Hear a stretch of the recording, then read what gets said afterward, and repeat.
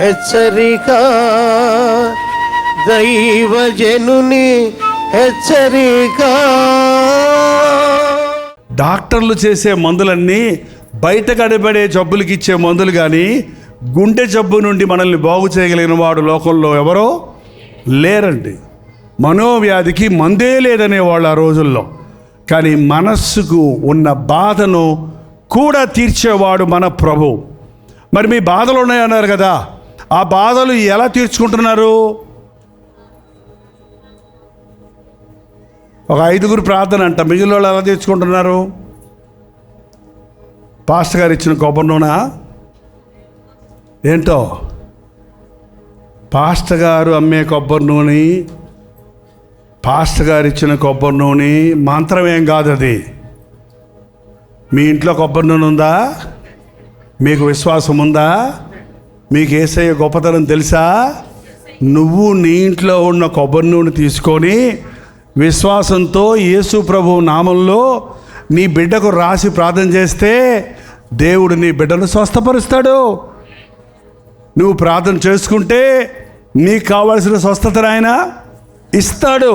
ఎందుకంటే యేసయ్య నామములో మనకు స్వస్థత ఉంది, యేసుక్రీస్తు రక్తములో మనకు స్వస్థత ఉంది. ఆయన పొందిన దెబ్బల వలన మనకు స్వస్థత కలుగుతుంది. రోజు పాస్టర్ గారు పక్క నుండి మీకోసం ప్రార్థన చేయలేరు, కానీ రోజు నీతోనే ఉన్న ప్రభు నిన్ను ఎప్పటికప్పుడు బాగు చేస్తాడు.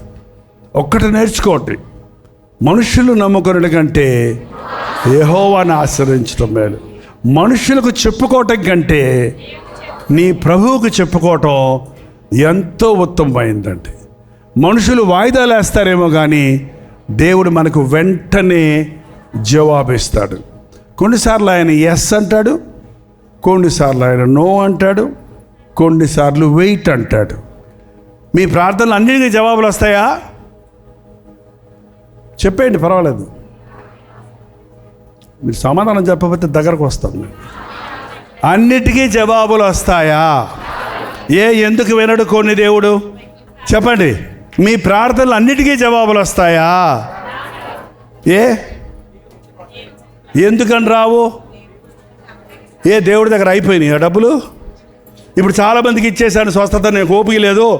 పాస్టర్ గారు కొంతమంది ప్రార్థన చేయమంటే 10 మంది చేసి ఇంక నాకు ఓపిక లేదు, నేను పోతున్నా, ఆనందం లేదని వెళ్ళిపోయినట్టు యేసుప్రభు ఏమైనా ఆకలిస్తుందా? యేసుప్రభు గారు నిద్ర వచ్చిందా?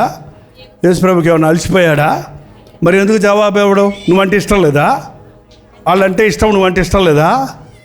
ఏంటో, ఎప్పుడు యేసయ్య మిమ్మల్ని ప్రేమిస్తున్నాడు అన్నది గుర్తుపెట్టుకోండి. ఎప్పుడు యేసు నామంలో ప్రార్థించండి. పక్క వాళ్ళను చూసి పోల్చుకొని ఎప్పుడు కృంగిపోవద్దు. వాళ్ళు నీకంటే బాగుంటే ఆనందించు, వాళ్ళు నీకంటే పరితాపమైన పరిస్థితుల్లో ఉంటే వాళ్ళ కొరకు నువ్వు ప్రార్థించు. హల్లెలూయా. యేసయ్య బిడ్డలు లోకములో ఉన్న వారి కంటే వ్యత్యాసంగా ఉంటారు.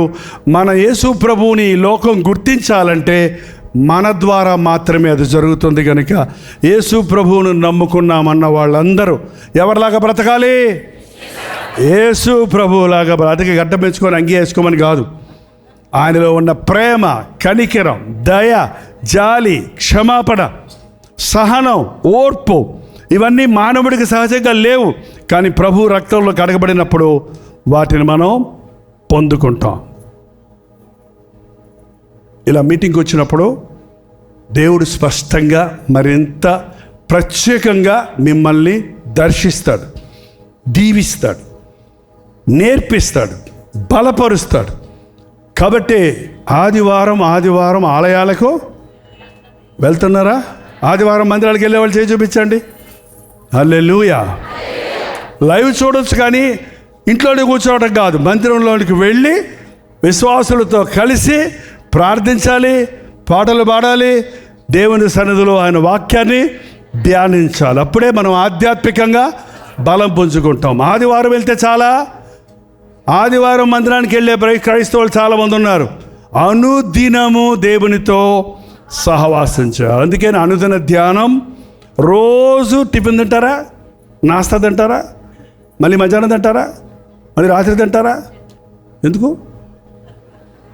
బతకడానికి. మనం భక్తిలో బతకాలంటే, విశ్వాసాన్ని కాపాడుకోవాలంటే, లోక భయాలను ఎదిరించాలంటే, రోగ శ్రమలను ఎదిరించాలంటే ఏం చేయాలి? మనం 3 సార్లు రోజుకు ముమ్మారు మోకాళ్ళను ప్రార్థించాలి.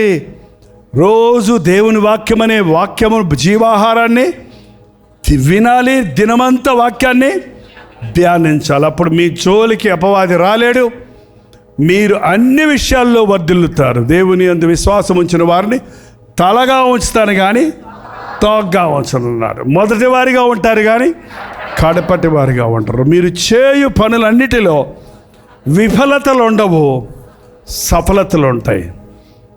ఇస్సాకు పంట వేసినప్పుడు 100 అంతలు ఫలం పొందాడు. మీ పంట చేతికి వస్తుంది, మీ కష్టార్జితం మిగులుతుంది, మీరు చేసే ప్రతి పనిలో సఫలత ఉంటుంది. అప్పుడు ఆటోమేటిక్గా మన జీవితంలో, మన కుటుంబంలో దీవెన ఉంటుంది. మన దీవెనను ఇతరులు చూచినప్పుడు నీ దేవుడు గొప్పవాడు, నీ దేవుడు నాకు కూడా కావాలని మన దగ్గరకు మన నోటితో చెప్తే వెంటనేమో కానీ నువ్వు ఆశీర్వదించబడుతున్నప్పుడు, నువ్వు విడిపించబడుతున్నప్పుడు నీ చుట్టూ వచ్చి నీ దేవుడు నాకు కావాలని అడుగుతారు. అటువంటి సాక్ష్యమును మనందరము కలిగి ఉందుము గాక. ప్రార్థన. పరిశుద్ధుడా, ప్రేమగల తండ్రి, ఇంకా ఏ కుటుంబంలో కలహాలున్నాయో, ఏ కుటుంబంలో రోగాలున్నాయో, ఏ కుటుంబంలో రక్షణ లేని వారు ఉన్నారో అట్టి వారి పట్ల ఈ రోజు నుండి నీ అద్భుత కార్యాలు జరిగించమని ఆయన. ప్రతి విధమైన సాతాను తంత్రమును, ప్రతి విధమైన సాతాను కట్లను నజరుడైన యేసుక్రీస్తు నామములో విడుదల చేయించున్నాము నాయన. ప్రతి రోగిని స్వస్థపరచు నాయన. ప్రతి మానసిక వేదనలో ఉన్నవారిని విడుదల చేయము తండ్రి. నీ దూతలు కావలి ఉండని అయ్యా, నీ దేవదూతలు మా ఇంటి మీద ఉండని అయ్యా. మా బిడ్డలందరూ రక్షించబడాలయ్యా. నా బిడ్డలు నీ దేవుని రాజ్యంలో గొప్పవారికి ఉండాలయ్యా. నా బిడ్డలు నరకంలో కాలే కట్టెలుగా ఉండడానికి కాదయ్యా నేను కన్నది. నువ్వు ఇచ్చిన బిడ్డలను నీ రాజ్య వారసులుగా చేయడానికి నాకు సహాయం చేయయ్యా అని అడగండి. ప్రభా, మాకు సహాయం చేయయ్యా. మారని మా బిడ్డల కోసం ప్రార్థించడానికి సహాయం చేయయ్యా. ఇది మొదలుకొని ఈ ఆవరణలోకి వచ్చిన ప్రతి ఒక్కరూ చేయనిదంతా సఫలమవ్వడానికి, ఇది మొదలుకొని నీ ఆశీర్వాదముతో నడవడానికి, కుటుంబాలుగా ప్రభువుని వైపు తిరిగి పరలోకము కొరకు సిద్ధపడడానికి సహాయం చేయము.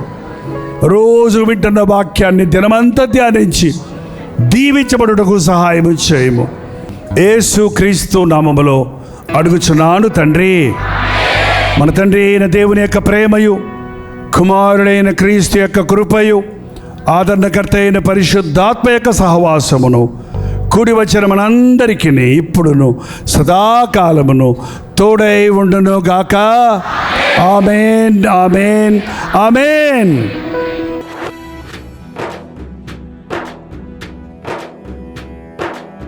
నిక్కమురా లోకం చెడ్డదిరా, తక్షణమే మేలుకు సోదరా. ఈ లోకపు పాపపు చీకటిలో నీలోనే వెలుగును చూపుమురా. నిక్కమురా లోకం చెడ్డదిరా, తక్షణమే మేలుకు సోదరా. ఈ లోకపు పాపపు చీకటిలో నీలోనే వెలుగును చూపుమురా. నీలోనే వెలుగును చూపుమురా.